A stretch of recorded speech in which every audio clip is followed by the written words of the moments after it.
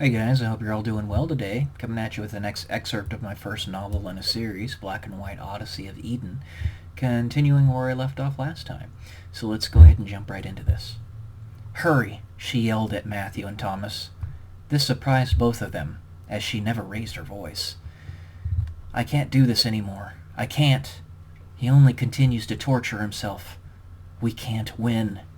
Dmitri disconnected from the plinth, his black silhouette rapidly transitioning back into his physical form as he marched out of the room.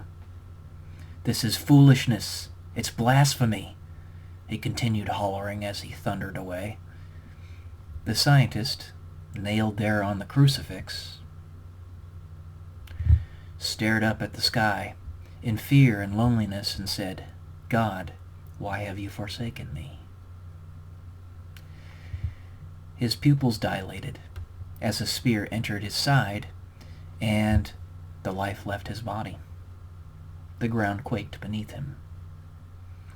The door slammed behind Dmitri, and the vista of the looking-glass's opaque appearance quavered. You really weren't kidding, were you?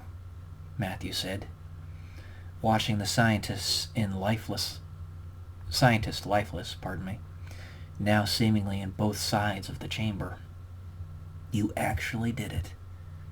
This is truly insanity of the highest order. The words spouted from his mouth in exasperation at what he had just witnessed.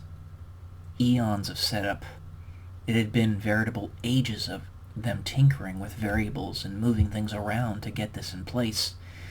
But it did not matter. He still did not believe that the scientist would actually follow through and try to really do it. And though the scientist said the words, though he went through the motions, though he lived the life, something about it did not feel right. Something about it seemed off.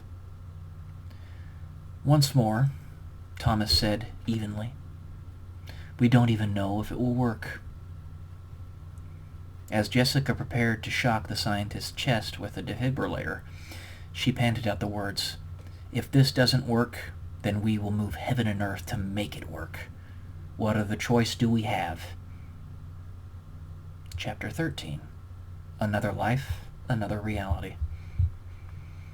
The scientist had opened up a pocket. Catherine Hansen and General Craig Donnelly had escaped. Their bunker, deep underground, resources enough to last the two of them their entire lives. What do we do now? Asked Catherine. We wait, said the general. And I suppose we pray. Catherine bowed her head in confusion and anguish, but she did not feel alone, and within her there was hope. James, why have you left my love unrequited? Why have you left me here alone?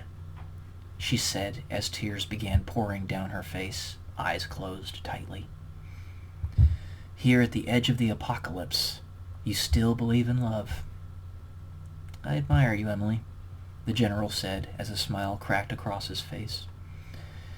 Perhaps hell is only possible with hope and love. As you said, unrequited. Breaking sections. The wind blew in loud, relentless wails upon her as she attempted to gain her bearings. Her already meek state meant it was difficult for her to focus for any extended period, as it was.